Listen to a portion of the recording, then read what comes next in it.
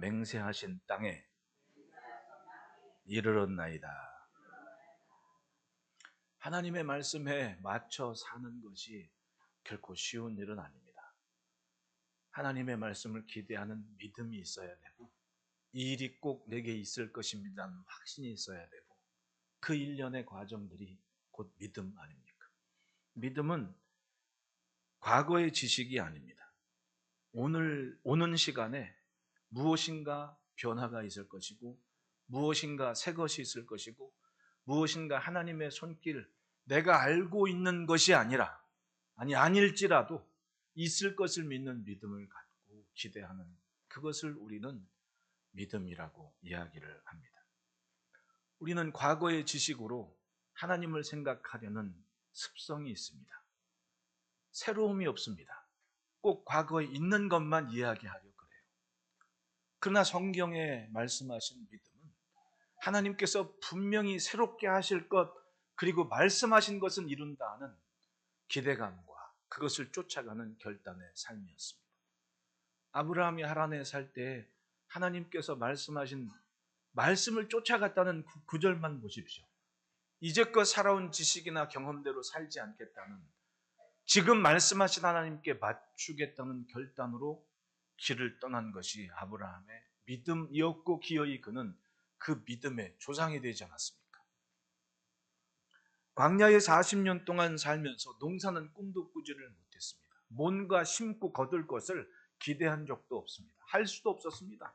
왜냐하면 어느 때는 하루 만에 구름이 떠올라 이동해서 장막을 거둬야 됐고, 어느 때는 또 1년도 있었지만 이 1년이 또 1년이 될 줄은 보장할 수 없기에 그저 주신 가축과 기업을 이곳저곳 유랑을 하며 먹이고 그렇게 살아야만 됐습니다. 근데 모압 땅에 이르러서 요단 목전에 두고 가나안을 바라보며 모세가 선포한 말씀에는 하나님이 주실 수확의 때를 기대하고 또 믿게 하시지 않습니까? 오늘 본문의 말씀에 1절 2절에 내 하나님 여호와께서 내게 기업으로 줘 차지하게 하실 땅에 네가 들어가서 거기에 거주할 때에, 장막이 아니라 광야가 아니라 뭔가 잘 이루어진 차지해서 얻는 그 땅에서 거주하게 될 때를 생각하게 하시면서 내 하나님 여호와께서 내게 주신 땅에서 그 토지의 모든 소산의 만물을 거둔 후에 그것을 가져다가 광주리에 담고 내 하나님 여호와께서 그 이름을 두시려고 택하신 곳으로 그것을 가져가서라고 말씀을.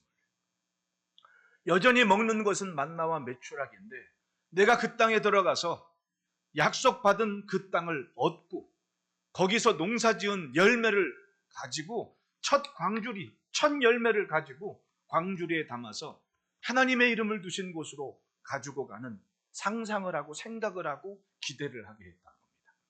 전에는 그런 적이 없었어요. 그런데 지금 말씀하시고 그들의 생각은 하나님이 말씀하시는 그것을 향해 가고 있고, 그리고 그것을 이미 이룬 것처럼 감사와 기쁨으로 살게 되었다는 말씀입니다. 믿음은 하나님의 약속을 믿는 겁니다. 하나님께서 하시려는 것을 그대로 믿고 따르고 순종하며 하나님 앞에서 또 하나님께서 만들어 가시는 인생을 사는 것이 믿음의 삶입니다. 그리고 그들은 그때가 어느 때인지는 모르지만 하여튼 그날은 있는데, 그때에 제사장에게 나아가서 이렇게 말합니다. 여호와께서 우리에게 주시겠다고 우리의 조상들에게 맹세하신 땅에 이르렀나이다. 그건 결국은 하나님께서 말씀하신 대로 내 조상에게 말씀한 그것을 내 때에 이루시는군요. 감사합니다 하나님. 그리고 하나님 앞에 그 약속이 이루어지는 그날을 맞이하게 됐다는 얘기입니다. 믿음의 끝은 영광입니다. 하나님께는 영광이고 내게는 하나님께서 채우시는 기쁨이 있는 것, 그게 믿음의 결과요, 기도의 응답이요, 감사의 신앙입니다. 40여 년 광야에 살았습니다. 애굽에 살았을 때에도 광야에 살았을 때도 솔직히 내가 수고해서 내가 얻었다 하는 무엇인가는 없었습니다. 열심히 일해도 내 것은 없었고 땀 흘려 수고해도 내 곳간에 채워지는 것이 없었습니다. 하나님이 주신 만나조차도 하루 이상 가지를 않습니다. 해 떨어지면 썩어버리는 겁니다. 내 게 아니었습니다. 하나님의 거였습니다. 그렇게 40년을 살았는데 내 것을 가슴에 안고 그 처음 것을 가지고 하나님을 찾으라고 고백하라고 우리 조상들에게 약속하신 그것을 하나님이 이루셨군요라는 그 맹세의 날, 성취의 날을 생각하고 기대하게 하셨던 겁니다. 장래일을 계획하신 것도 하나님이셨고 이스라엘을 그리고 내 인생을 만들어 가시는 분도 하나님이십니다. 여러분 그걸 믿으십니까? 말씀을 듣고 맞추며 그 길을 온전케 하는 은혜가 있기를 축원합니다. 인생은 하나님 앞에서 온전해집니다. 하나님께서 인도하시는 것을 깨닫게 될 때 비로소 겸손해집니다. 신앙의 명가는 그런 간증이 있고 그런 고백이 있고 그 지켜내는 길을 가진 사람들인 겁니다. 그러므로 첫째 따라합시다. 약속을 이루시며 감사하게 하신다. 1절부터 4절 말씀을 보면 하나님께서 이스라엘이 자신들의 기업을 얻고 차지한 땅에 들어가게 하시고 만물의 소산, 토지의 소산, 처음 것을 거둘 날에 있을 일을 이야기합니다. 그건 첫 증거니까 이건 정말 중요한 거다. 그걸 광주리에 담아서 하나님께서 이름을 두신 그곳, 택하신 곳을 향해 그 만물을 가지고 올라가라. 그리고 가서 제사장 앞에 고백해라. 여호와께서 우리에게 주시겠다고 우리 조상들에게 맹세하신 땅에 이르렀습니다. 내가 그 약속의 결실을 갖고 하나님을 찾았습니다. 라는 고백을 제사장 앞에 드리고 제사장은 네 손에 있는 그 광주리를 받아서 내 하나님 여호와의 제단 앞에 놓아라. 이건 하나님께서 그렇게 세밀하게 분명하게 계획하셨다는 걸 얘기하지 않습니까? 그날 그때 있을 것을 지금 미리 말씀을 해 주시고 있습니다. 이걸 믿는 것은 이스라엘의 몫인 겁니다. 한 사람을 택하시고 약속하신 그 약속 때문에 수백만의 인구가 지금 이동을 합니다. 얼마나 큰 영향력입니까? 세상이 그 사람들을 봅니다. 분명히 성경에서는 이 역사가 한 사람 아브라함의 이야기에서 시작했습니다. 놀랍지 않습니까? 한 사람의 믿음이었던 겁니다. 그 믿음 때문에 그 날이 있는 거예요. 솔직히 만물이라는 것이 얼마나 소중합니까? 처음 건데. 그걸 기대하는 기쁨도 얼마나 큽니까? 처음 건데. 네. 근데 이전에 없던 겁니다. 어차피 없던 거였어요. 근데 처음 것이 생겼습니다. 그러면 사람이 얼마나 욕심이 생기고 마음이 거기에 몰입이 되겠냐. 근데 그걸 아낌없이 따서 그걸 가지고 광주리에 담아서 그러니까 그 광주리에 담는다는 표현도 하나님은 처음 거 다 구조하는 말씀도 아닙니다. 그 광주리 찰정도 그걸 가지고 와서 제사장 앞에 고백을 하라고 하시는 겁니다. 참 은혜로운 날이었고 놀라운 것은 이스라엘이 그걸 기대했다는 거예요. 기대한 것이 있었고 하나님은 그것을 기어이 가슴에 안고 감사하게 할 날을 준비하셨던 겁니다. 오늘 우리 마당에도 처음 열매를 맺는 나무가 있습니다. 식당 앞에 있는 저 체리나무는 어쩌면 그렇게 예쁘게 일주일 만에 저렇게 빨갛게 오늘 자녀들 데리고 온 아빠들은 아빠가 직접 저 화단에 올라가 가지고 그 체리를 빨간 체리를 따가지고 자녀들한테 주십시오. 추억을 좀 만들게. 어릴 적 교회 마당에 아빠가 체리를 따줬다. 여러분 자녀들하고도 추억은 만들어 가야지 그냥 어쩌고저쩌고 생기는 게 아니에요. 아무것도 아닌 것 같지만은 어느 순간 문득 생각나게 하는 걸 만들어가는 것은 엄마 아빠가 할 일입니다. 그리고 성장에서는 더 이상 내 얘기를 하는 게 아닙니다. 아이의 추억거리로 사는 거지. 그게 엄마 아빠의 모습인 거예요. 처음에는 내가 이루고 내가 뭘 하는 것 같죠. 어떤 시점이 지나면 그저 아이들의 추억거리가 되는 게 엄마 아빠의 모습이라니까요. 그러고 보면 인생이 참 아름다운 겁니다. 여러분 처음 익은 만물 얼마나 예쁩니까? 사실은 저 나무만 속상하죠. 저건 3년째가 됐는데 열매도 안 먹고 짜증난다. 솔직하게 제가 저 청평에 있는 친구한테 그 친구가 조그만 별장 하나를 어떤 저 안수 집사님이 땅을 이렇게 줘가지고 거기에다가 별장을 하나 예쁘게 했어요. 야 장목사 이게 체리나무 있는데 아무래도 여기 이 마당에는 좀 안 맞는 그 좋은 공기 좋은 산에다가 그 체리나무 캐가라 할 때 고맙다고. 조건이 있어. 직접 캐가. 내가 갖다 줄 수는 없고 직접 해가 그랬거든. 근데 이 친구가 바빠가지고 봄에 목회 간 거예요. 어찌나 고맙던지 그게. 그 저게 저 나무가 2년 동안 구박만 받더니 3년째가 되니까 저렇게 예쁜 열매를 줬구나. 그러니까 내게는 저거 사연 있는 나무니까 여러분 맛있게 예쁘게 우리 저 권사님들도 우리 장로님들한테 부탁해서 그래도 오늘 오신 분들은 한 알씩은 다 맛봐야 될 거 아닙니까? 할렐루야. 그게 또 마당 있는 교회의 또 재미 아니겠어. 이건 아무나 느끼는 재미는 아니에요. 처음 열매를 그렇게 기대하게 하신 하나님의 마음을 보십시오. 그리고 기꺼이 그것이 하나님의 약속의 성취고 실현인 것을 믿게 하시는 겁니다. 땀 흘리고 수고한 대로 소득을 취하는 자유와 축복을 누리는 백성이 됐습니다. 얼마나 감사합니까? 여러분 생각해 보십시오. 인생은 수고한다고 다 내게 되는 게 아닙니다. 하나님이 주시는 겁니다. 분명히.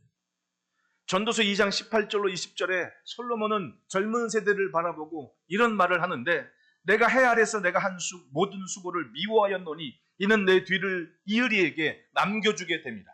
그 사람이 지혜자일지 우매자일지 누가 알려마는 내가 해 아래에서 내 지혜를 다하여 수고한 모든 결과를 그가 다 관리하리니 이것도 헛되도다. 이러므로 내가 해 아래에서 한 모든 수고에 대하여 내가 내 마음에 실망하였도다. 이거 보면 당시의 세계의 모든 명성과 지혜를 누렸던 솔로몬이 생각해보니까 그겁니다. 자기는 정말 노력도 많이 했습니다. 잠언도 3,000 몇 개를 쓰고 유익한 교훈도 1,000 몇 개를 시도 만들고 그리고 조리면 조루, 물고기면 물고기, 나무면 나무, 연구 안 한 게 없습니다. 그렇게 막 수고를 했어요. 그리고 딱 돌이켜봤는데 헛된 겁니다. 왜냐? 내 뒤를 이을 자가 우매자일지 지혜자일지 그것도 모르겠습니다. 하나님을 경외하는 신앙이 얼마나 좋은지도 모르겠습니다. 생각하면 자기 자식들 보니까 깝깝한 겁니다. 솔로몬의 아들이 누굽니까? 많고 많은 여러분 부인이 1,000명이었습니다. 1,000명이 낳은 자식들 중에 하나를 왕 세워야 되는데 그 중에 하나가 누구였습니까? 르호보암이었습니다.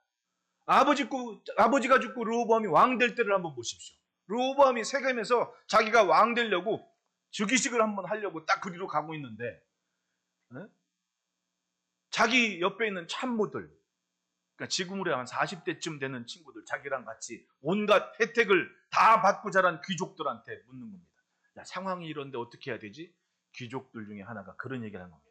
당신 지금 제대로 못하면 우리 세상 말로 꼰대들, 당신 아버지하고 같이 나라 읽었던 저 노인네들이 당신 무시할 테니까 정신 똑바로 차리라고 이렇게 조언을 한 거예요. 이 친구가 지금 아버지하고 나라를 지킨 어른들 말을 듣고 겸손하게 지혜를 구했으면 얼마나 좋겠습니까? 그저 한 10년, 20년만 그 말 잘 듣고 겸손하면 됐을 것을. 그 젊은 친구들 말 듣고 그 장로들 앞에, 그 방백들 앞에 이렇게 얘기를 한 겁니다. 내 새끼손가락이 내 아버지의 허리보다 굵다.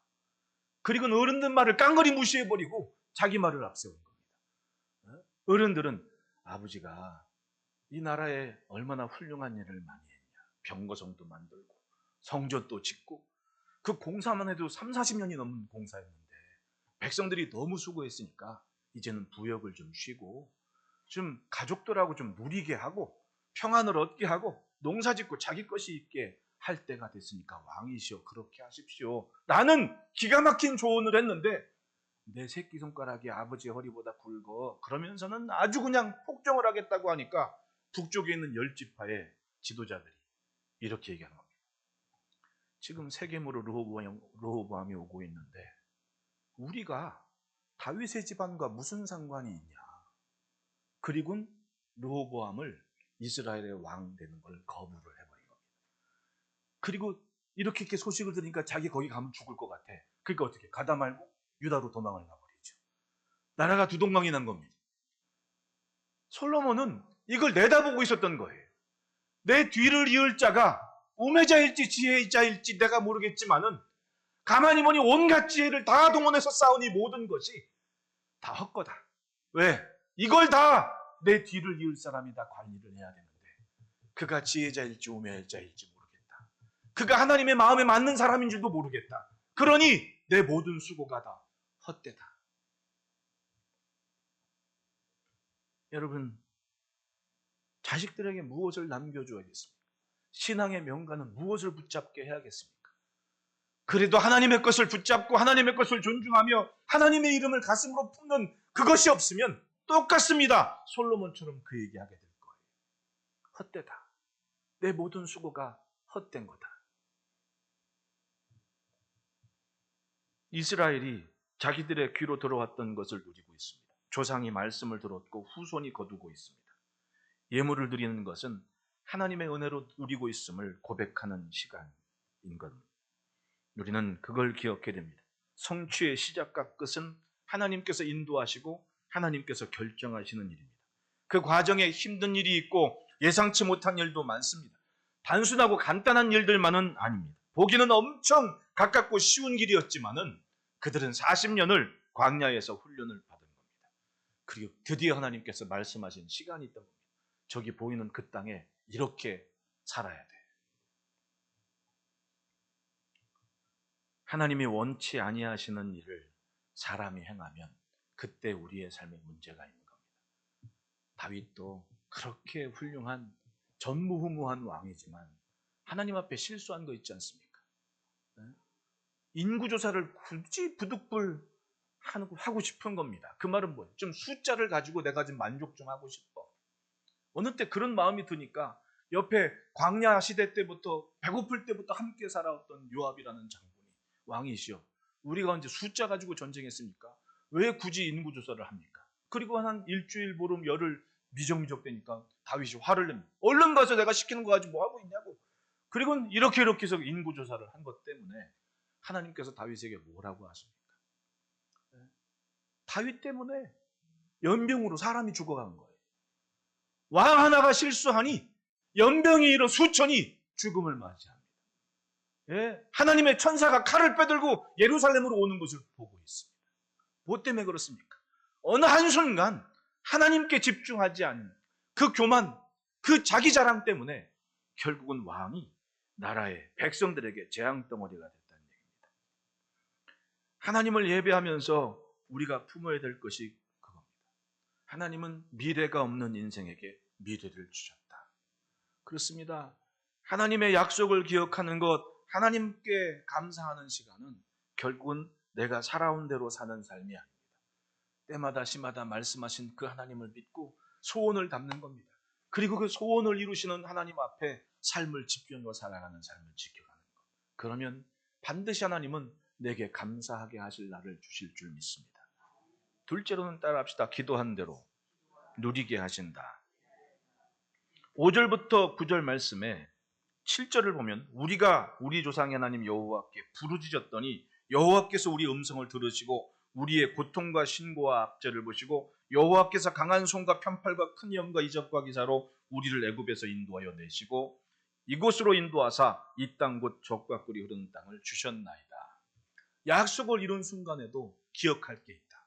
우리의 출발점은 애굽이었다. 내 것도 없었고 아무것도 없었고 부역과 고역에 시달리는, 사실은 그 땅을 차지한 세대가 그 경험은 없었거든요. 그저 이야기로 들은 거지. 예, 10살 때 광야에 나온 아이가 50살이 돼서 가족 건사했습니다. 이 친구는 애굽에서의 기억은 하도 어릴 때라 잘 기억도 나지 않지만 자기 아버지가 광야에서 해준 그 얘기를 다시금 장막에서 그곳에서 태어난 자식에게 이야기하면서 그렇게 살고 하는 거예요. 그 자식이 40살이 된 겁니다. 그리고 가나안 땅에 들어간 겁니다. 서로 가족을 이루어서 따로따로 살고 있지만은 여전히 출발점은 같습니다. 우리는 애굽에서 이 고생하면서 여기까지 왔고 하나님은 우리에게 이 날을 주셨다. 그때 우리의 조상들은 저 애굽에서 하나님께 부르짖고 기도하셨다. 여러분, 창세기부터 출애굽기로 이어지는 그 과정에 축복성에 때도 말씀을 드렸지만 그냥 어쩌다 이루시는 일이 아니었지 않습니까? 이게 애굽에서의 400년 삶은 우리가 그냥 상식적으로 한 줄 읽고 책 몇 장 읽고 넘어갈 게 아니라니까요. 400년 세월인데. 근데 창세기부터 출애굽기 이어질 때 아브라함에서 그 뒤에 후손들 중에 누가 등장을 합니까? 모세라는 인물이 등장합니다. 근데 아브라함이 무슨 지파였어요? 지파가 아니었잖아요. 그냥 하나였지 않습니까? 그리고 손자 야곱 때 12명이 이스라엘 12지파의 우두머리가 돼서 애굽에서 살게 되면서 그 12아들들이 각 지파를 이고 이곳저곳 고센 땅에 흩어져 살고 있었습니다. 살게 됩니다. 그리고 수백 년 지나가면서 애굽의 그 영약한 사람들이, 여러분 이집트 사람들은요 지금도 가면 참 아주 기가 막힙니다. 예? 제가 뭘 경험했냐면 이 사람들은 함부로 믿으면 안 된다. 특히 이집트 사람들은. 제가 이렇게 딱 그 이집트를 처음 딱 갔을 때 일행들을 이렇게 있고 좀 이렇게 뒤를 좀 살피면서 가고 있는데, 그 빵을 이렇게, 거기는 마을마다 빵 굽는 곳이 있습니다. 화덕에다가 자기들 빵을 일주일에 한 번 아니면 뭐 이렇게 굽는 때가 있어요. 그럼 그 빵을 굴 때 한꺼번에 막 많이 구워요. 그럼 그거를 집집마다 이렇게 사가지고 이렇게 가는데, 그때 아마 러시아에서 옥수수 파동인가 뭐 이것 때문에 밀가루 값이 굉장히 막 폭등하고 뭐 이런 하여튼 복잡한 사연이 있었습니다 그때. 근데 어떤 아이가 빵을 이렇게 이 판때기에다가 양쪽으로 쭉 이렇게 얹고 가는 거야. 이 아기는 이게 자랑이냐. 우리 빵 샀어. 이거 일주일 먹어야 돼. 가는 겁니다. 장남인지 하여튼 심부름 하는 거야. 근데 이 친구들 이렇게 보고, 야, 이 빵 나한테 좀 팔아라 하니까, 거기 좀 그래도 뭐 선글라스 깨나 끼고 좀 폼 잡는 그 동네 청년 둘이 확 오더니 자기가 빵을 사주겠다고 하는 겁니다. 내가 이렇게 보니까 이 친구들이 분명히 장난을 칠 사람들인 건 맞아요. 근데 뭐 내가 거기서 그 친구들하고 실갱이할 리는 없고, 그래서 얼마인데 그랬더니 1달러에 2개를 주겠다는 겁니다. 그러면 그때 당시에 달러가 뭐 1,100원 한 900 얼마 뭐 이런 때였으니까, 뭐 제가 보기에 그 애 수고하는 거에 비하면 나쁘지 않아요. 그래서 1달러에 2개를 딱 샀습니다. 그리고 이렇게 해서 가이드한테, 저 친구한테 가서 빵 저거 얼마냐고 물어봐 이렇게 했더니 가이드가 딱 가서 얘기가, 저거 한 판에 1달러래요 이렇게 얘기하는 겁니다. 한 판에 1달러라는 겁니다. 그 정도로 애굽이, 이집트가 그때 어려웠을 때거든요. 아주 이 사기꾼 기질이 농용하지, 하여튼 그래요. 그 첫 인상을 지금도 기억하고 있는 게 그 이유입니다. 뭐 한 번은 뭐 택시에 얽힌 얘기도 있지만은, 하여튼 이집트 여행할 땐 절대로 혼자 가면 안 됩니다. 그룹에서 투어를 해야지 안전하지가 않아요. 제가 느끼는 겁니다. 이 사람들이 그렇게 영약한 거예요. 근데 성경을 딱 보면 레위 지파 하나가 딱 등장할 때까지의 그 배경이 자세히 설명되지 않았는데, 제가 부흥회 때도 잠깐 말씀드렸지만 역사 안에는 그런 과정이 있었던 겁니다. 농사짓고 소확하고 가축치고 살았던 사람들이 보장된 하나의 시스템 안으로 유혹을 받는 겁니다. 당신 그러지 말고 여기서 노동을 해라. 그리고 우리가 돈을 주겠다. 그리고 전부 이스라엘의 남자들이 그리로 간 겁니다. 그런데 이렇게 보니까 점점 애굽 노무자, 이집트의 노무자들은 빠지고 그 빈자리를 자꾸만 이스라엘 사람들이 채워가요. 그러면 그때 당시에는 이스라엘 사람들에게는 기분이 좋은 거야. 우리가 뭔가 하고 이 경제 시스템이 우리 중심으로 돌아간다라는 생각을 가지고 막 가는데, 어느 순간 요셉을 알지 못하는 이 치밀한 이집트인들의 계산에 이 사람들을 시스템 안에 가둬버리고 아예 자기들이 모든 걸 차지하는 겁니다. 쉽게 말하면 수고하고 모든 것을 자기가 다 가져버리는 거예요. 바로의 이름 아래 그 모든 것을 징수를 해버리는 겁니다. 그 다음에 이스라엘은 어떻게 된 겁니까? 그냥 부역자가 된 겁니다. 일하고 다 저놈이 가져가는.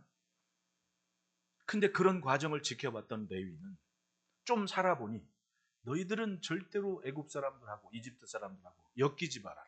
사업도 같이 말죠. 살지도 말고 같이 거래도 하지 말아라. 선을 그어버린 겁니다. 그리고 고립된 생활을 했던 거예요. 그러니까 창세기를 마치고 출애굽기에 고통이 많은 시대에 이집트, 이스라엘 민족 중에 선지자 노릇하는 사람이 누가 있었습니까? 바로 레위 지파 후손 중에 아론과 미리암은 그 시대의 여선지자였고 선지자 노릇하는 사람이었던 거예요, 이미.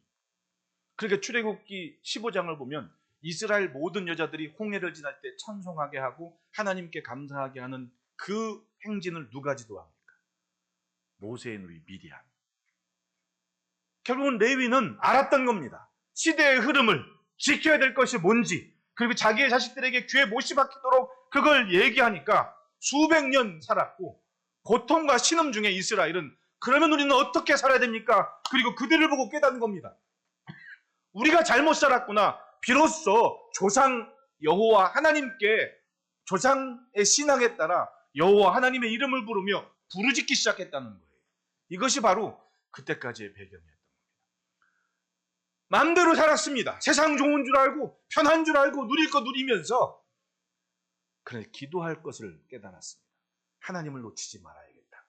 그리고 그 부르짖음의 중심에 바로 레위 지파가 있었던 거예요. 여러분, 기도는 내일을 보는 인생들의 무기가 됩니다. 우리 마주보고 인사합시다. 내일을 보며 삽시다. 살아온 것이 전부가 아니라 앞으로 이루어질 일들을 기대하게 하시는 것. 기대하게 하시는 것. 나사의 연구관 중에 1호 연구관이 최상현 박사인데 그분 연세가 80몇 세입니다. 은퇴했을 나이인데 이분이 한국계 미국인이거든요. 6.25 때 하우스보이 하다가 이렇게 하다가 어찌어찌 하면서 미국 가서 로켓에 꽂혀가지고는 그렇게 도전하면서 기어이 한손 로켓 연구한다고 팔을 잃어가지고는 연구 그거는 못하고 교사가 돼서 하다가 물리교사로 하다가 팔 다치니까 자기 애인도 떠나가 버리고 그런 아픈 상처를 가지고 미국 건너가 연구하면서 기어이 내가 하고 싶은 연구를 하는 자리까지 오면서 80세가 된 겁니다. 종신직입니다. 보장받은 사람인 거예요. 그분이 그런 얘기를 합니다. 아마도 그 어린 시절에 신앙이 있었는지는 모르지만 그분이 그런 얘기를 해요. 우리가 우주에 대해 아는 건 5%밖에 안 된다. 아직 95%를 모른다. 그 95%에 대한 기대감과 소원을 가진 사람이 그것 때문에 지금도 여전히 연구를 하고 있고 기대감을 갖고 있고 미래를 주님 안에서 기대를 한다는 게 놀랍지 않아요. 그런데 우리는 과거의 지식만 만족하고 그것이 전부인 줄 알고 지금 살고 있는 겁니다. 여러분 눈을 떠 주님을 바라보며 주님의 이루실 일을 가슴으로 품는 소원으로 삼으시기를 축원합니다. 그래서 기도를 합니다. 기도는 미래를 준비를 하는 겁니다. 따라합시다. 기도가 예방정비다. 제가 군에 있을 때 망치라는 후임 한 6개월 정도 후임을 받았어요. 제가 군에 있을 때 주특기가 수송이었거든요.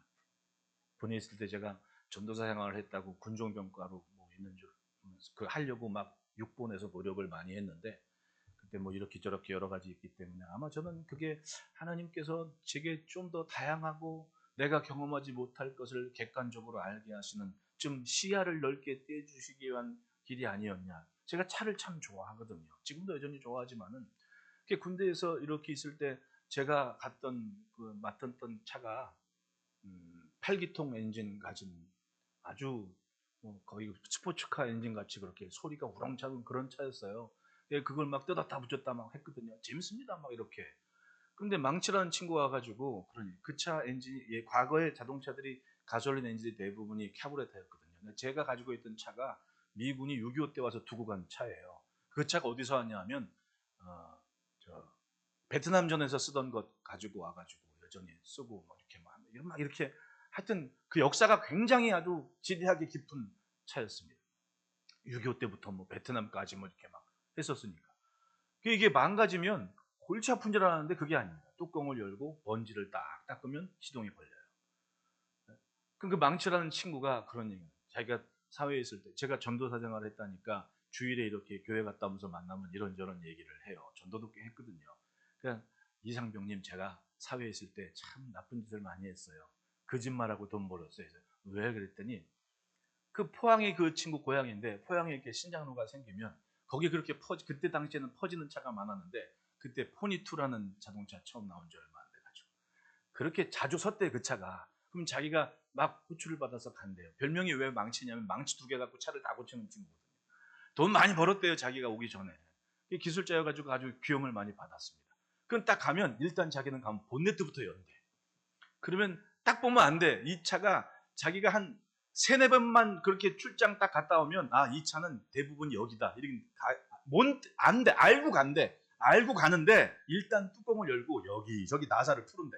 그러면 주인은 심하게 고장났나 보다. 그리고 침을 꼭꼭 생기나는 거지. 그럼 자기는 안 돼. 요거 뚜껑 따가지고 먼지 한번 딱 따고 닫으면 다시 시동 걸리는 거 안 돼. 그거 길어야 3분이면 되는데 이 친구가 여기도 틀었다가 저기도 틀었다 그러면서 딱 보고 있다 고개를 한번 딱 갸웃한대. 이렇게 딱 갸웃한대. 그러면 주인이 눈이 땡그리신다는 거지. 그러면 3분이면 고칠 그 차를 이렇게 열었다 보나 30분 시간 끌으면 자기는 몇만 원을 번다는 거야.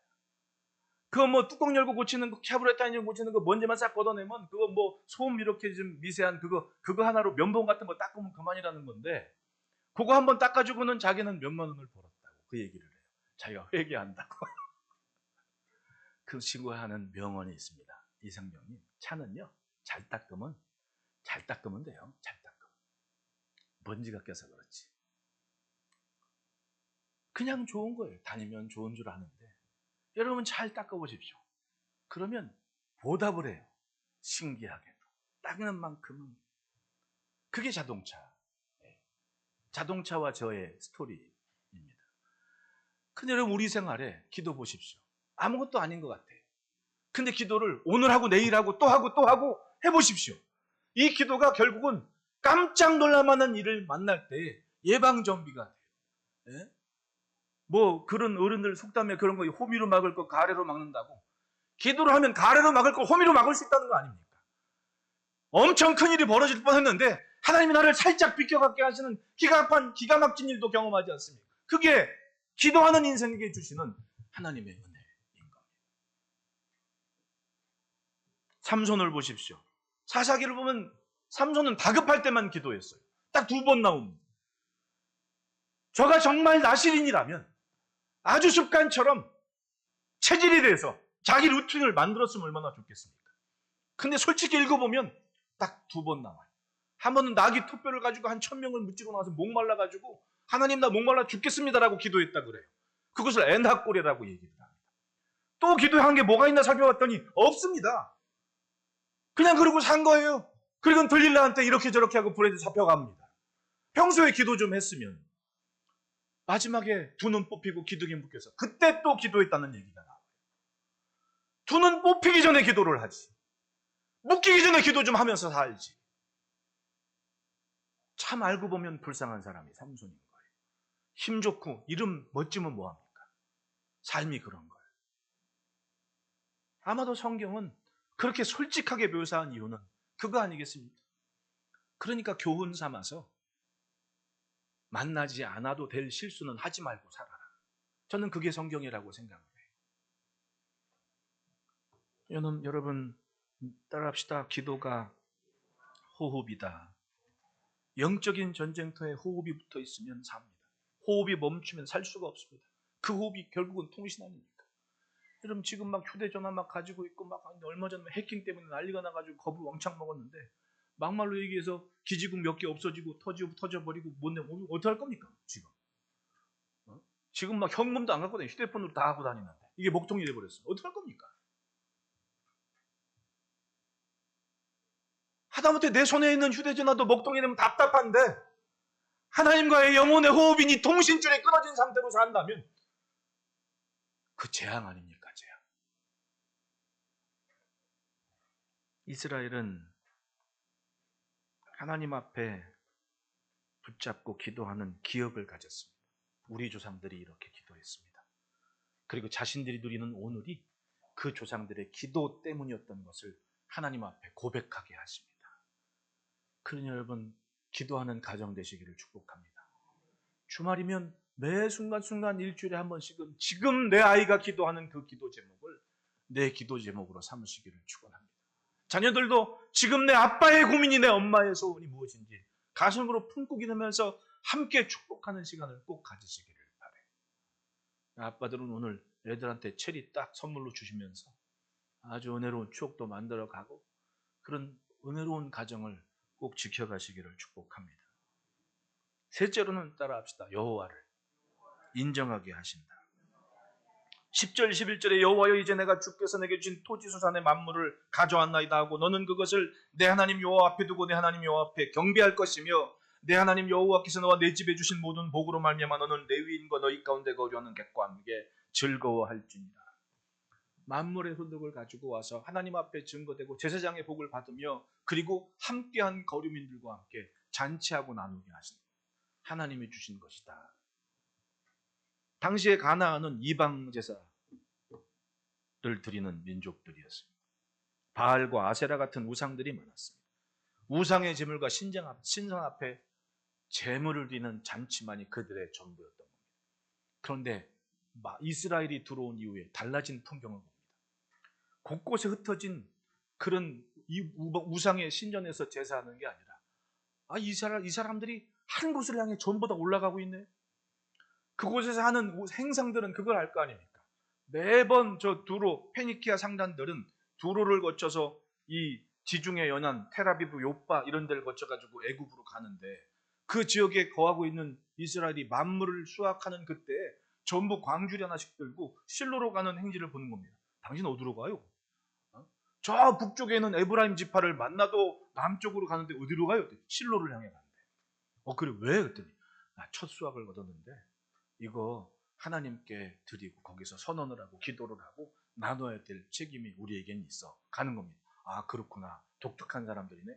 그럼 남쪽 저 테라비브 지역 갔더니 거기 사는 베냐민 지파 사람들도 당신은 어디로 가요? 나 동쪽 저 실로로 올라간다고. 왜? 처음 만물을 가졌는데 이것 가지고 하나님께 제사장 앞에 드리면서 잔치할 거라. 그 사람들이 무슨 소문 내겠습니까? 가나안에 얼마 전에 이스라엘 민족에 쳐들어와서 가나안 족속을 멸절시키고 자기들이 차지했는데 저 사람들 독특하다. 어디에 살든지 북쪽 끝에 살든지 남쪽 끝에 살든지 첫 수확을 가지고 다 하나님께 올라가는 독특한 민족이다. 소문이 나기 시작할 거 아닙니까? 말이 그렇게 빠른 겁니다. 그리고 여호와 하나님을 경외하는 민족이라는 것이 소문나고 그들의 독특한 예배와 그들의 삶의 양식들이 주변 나라에 퍼지게 됐다는 거예요. 할렐루야.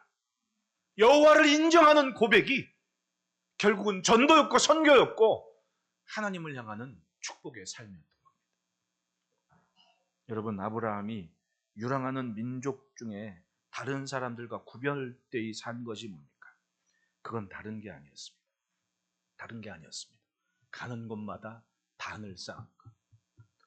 그렇게 예배하며 하나님을 향하는 민족에게 주신 약속하신 하나님의 복은 다른 게 아니었습니다. 신명기 26장 17절부터 19절 말씀 보면 내가 오늘 여호와를 내 하나님으로 인정하고 또 그 도를 행하고 그의 규례와 명령과 법도를 지키며 그의 소리를 들어라. 여호와께서도 내게 말씀하신 대로 오늘 너를 그의 보배로운 백성이 되게 하시고 그의 모든 명령을 지키라 확언하셨느니라. 그런즉 여호와께서 너를 그 지으신 모든 민족 위에 뛰어나게 하사 찬송과 명예와 영광을 삼으시고 그가 말씀하신 대로 너를 내 하나님 여호와의 성민이 되게 하신다. 확실하게 하나님의 것 되게 하신다는 보배로운 백성으로 인정하시는 만큼 그렇게 하겠다는 은혜를 주십니다. 할렐루야. 이것이 바로 명가의 신앙이고 명가의 모습인 겁니다. 여러분, 내가 알고 있는 지식으로 내 미래를 가늠하지 마십시오. 하나님의 말씀과 하나님께서 또 이루실 그 일이 무엇인지 기대하는 믿음으로 말씀 안에서 약속 안에서 하나님을 붙잡는 그런 복된 가정 되시기를 축복합니다. 어떤 사람은 출애굽기 19장 5절 하나 딱 읽고 세계가 내 소유로 그걸 청년 때 가슴으로 품고 세계가 하나님의 것이라니 나 꿈을 꾸겠습니다라고 도전하면서 진짜로 세계 방박 공국 다니는 사업가가 됐다는 간증하는 걸 내가 들었습니다. 맞습니다. 성경 한 구절이 하나님의 살아계신 말씀이라면 그걸 붙잡고 매달리시는 용기도 가져봐야 됩니다.